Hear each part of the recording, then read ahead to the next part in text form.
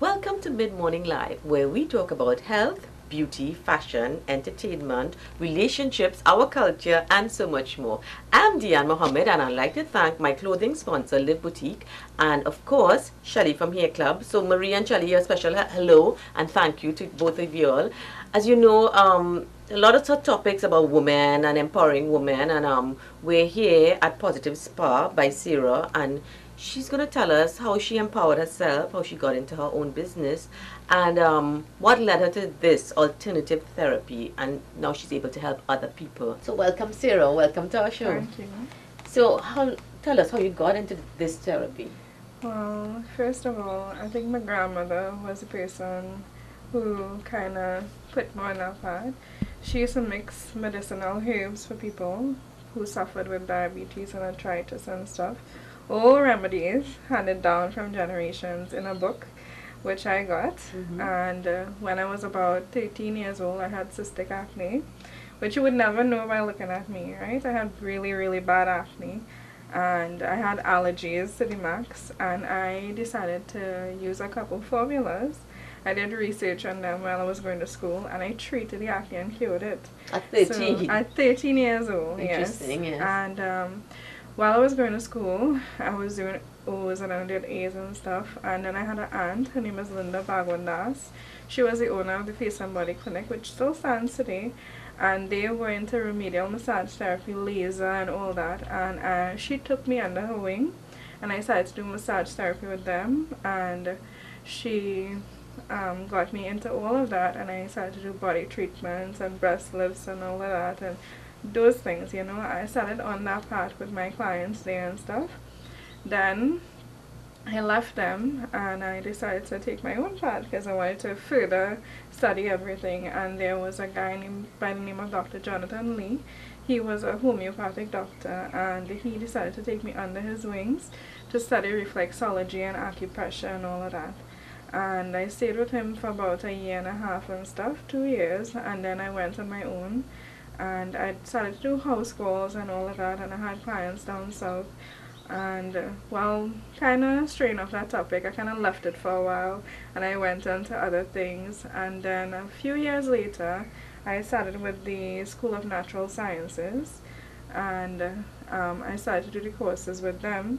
My aunt from England, her name is Dulcie, she helped me to attain that. She helped me tremendously. She paid for my studies most of the time, and I was working and stuff, and it sort of helped me. She helped me a lot.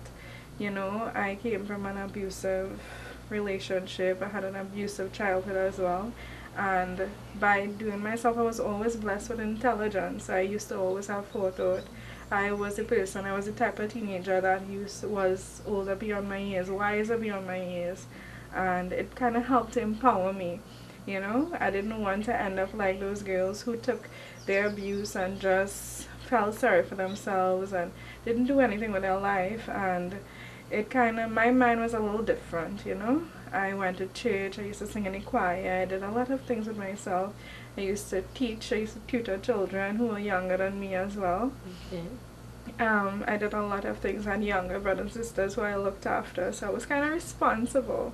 So all that led to me healing people or helping to heal people. Now, mind you, I don't question a doctor's decision, right? My role as a holistic therapist, after all those years of experience and training for all those years, because I've been a holistic therapist about 5 years now, a remedial massage therapist for 10 years. Okay. I taught about 3 years now at a place called the Holistic Massage Clinic in Cuba. I taught those girls, and some of them were from UE, and they wanted to learn massage therapy, which they could have learned in UE, but they wanted somebody with a lot of experience, a wide span, and they were very good students of mine, you know.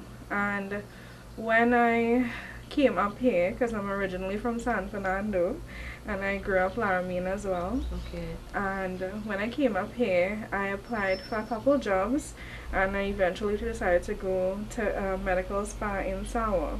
So I was the only therapist there, and I had to do all the treatments and stuff, and I got along well with my clients. I attained some really good clients, you know, and they stuck with me through everything, and they found me to be a very good person. I was very healing to them, I was very caring to them, and it kind of worked in a good way because they always remember you. They always tell other people about you, including their family members, friends they work with, so it kind of kept me going. And I decided to resign because of personal reasons, and I started a positive spa by Sarah about I registered the business about a year now, and I resigned from my job 5 months now. So we are in the process of building a clinic, and I've been practicing since I left. My clients don't mind coming home by me. Yeah, you to have a do their makeshift stuff, spa, really. right? You're just going to And construct your I real spa. do go to their houses. I go to Sawa, I go to places like Malika and stuff to see about my clients, because I do have clients who have arthritis they can't get off the bed. So I go. So tell us, apart from massage, what other therapies I you do reflexology. I do different skin treatments. I see about people with eczema and stuff, just to help them topically and internally. I help with their diet as well, to kind of tell them, what are the good foods and what are the bad things to eat, and try and balance their pH levels. To help them do that is to kind of put them on the right path and say, hey, there are a couple things you could take out of your diet and a couple things you could put into your diet who will help your well-being, to balance the yin and the yang. You understand? And that's the whole thing. I do yoga as well, which is a form of yoga to help to align the chakras, so balance the chakras, right? And it helps them as well. I try to teach my clients all of this. And sometimes it's not all about the money, it's more about taking care of that individual, trying to help them attain a certain goal. And my clients' goals are to be healthy, to have good skin, to be happy, and all of that. So I try to balance it out. So anyone who comes by me, I try to take care of them to the best of my ability. Sometimes we learn, everyone makes mistakes in life, but we learn from them.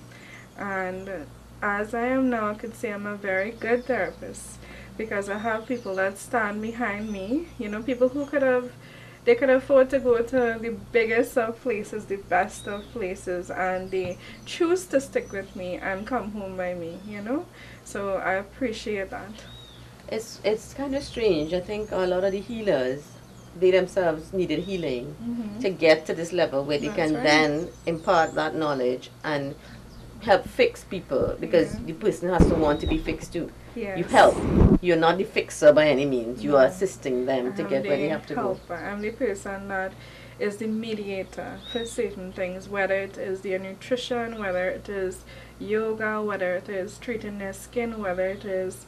Now I deal in organic products as well, they use my organic line, and it comes from Saudi Arabia, most of the things, and from Africa and those places. So these things are all natural, so it kind of balances together with the therapy that I do. All natural stuff. Yes, and I will tell you something, right? A lot of people nowadays, and I'm not saying therapists by any means, but I've seen people, and it's all about the money.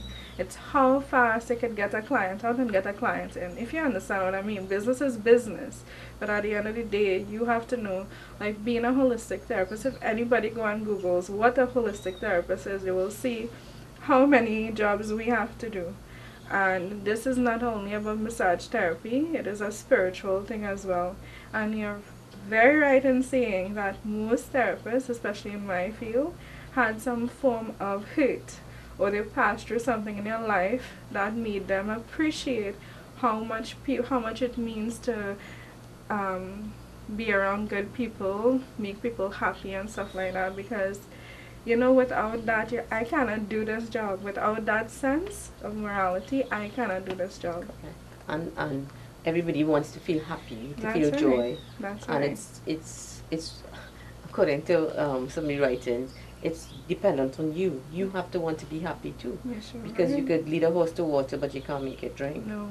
And in my life, I passed through, I don't know if we could talk about this now, but I passed through a lot of things, It is very hard to say, but I know what true pain is, what real pain is. I know what it is like to be the black sheep in the family. I know what it is like to be hurt for years and try to heal from that. And I have a younger sister, I have a younger sister-in-law, I have people, women in my life, you know, they probably have passed through things that I may never know about. My clients may have passed through things, but the reason I am here today, Diane, is because I want to speak about all the good that I can do for a person. I've had recently I did a show with a young lady who's been abused. She's been molested as a child. She's been raped as a teenager, and she came out of a abusive relationship, and today she's heading her own, well, helping people with the same kind of problem. So, and what we came to the conclusion was it's more common than we think, especially here in Trinidad. It's a small society, and this sort of things it happens more often than people. A parent, an unguarded moment, you know, yesterday with the dog killing his little baby. Just a slight unguarded moment, and kids get so affected. This one is so sad because the baby died. But yes, as a lot of people walk around with their hurts, and if we don't use some form of therapy to treat it, and you're doing really good work in terms of, if you said your clients are sticking with you, to get people out there feel better about themselves. A few of them are doctors actually, and the doctors that come, I treat their skin, I treat their soul and everything else, and they put their body in my hands, and they have, as I say, you know, they could go by anyone else and get treatment, or they could go away or whatever, but they choose to come by me, and there's a reason for that. Now, I always say it's about quality, not quantity. So I've always been the person to say that I don't want 1,000 clients. If I get it, so be it. How many people do you treat in a day? I probably treat about 1 or 2 people because of the time consumption. Now, people don't understand something, right? If a person comes to reflexology, I do not put a time limit on it. Now, there are different things that could happen. We could have a chat. You could tell me about your medical history and all of that. But I want to get in tune with that person.